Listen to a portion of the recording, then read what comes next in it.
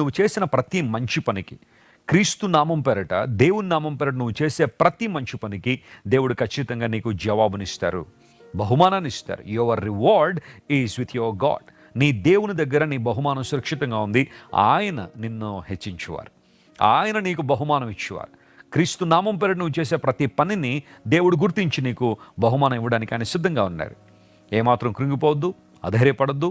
ఈ వాగ్దానాన్ని ఈ రోజంతా క్లెయిమ్ చేసుకుని ప్రభువును స్తుతించండి.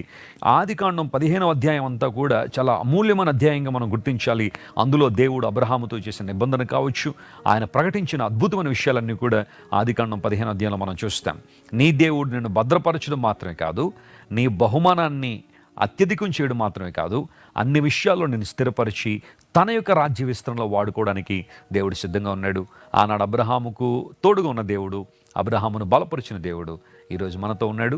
యేసుక్రీస్తు నిన్న నేడు రేపు ఒకే రీతిగా ఉన్నాడని బైబిల్ సెలవిస్తుంది. కాబట్టి దేవుని వైపు చూద్దాం, అసాధారణమైన దీవెనలు మన జీవితంలో అనుభవిద్దాం.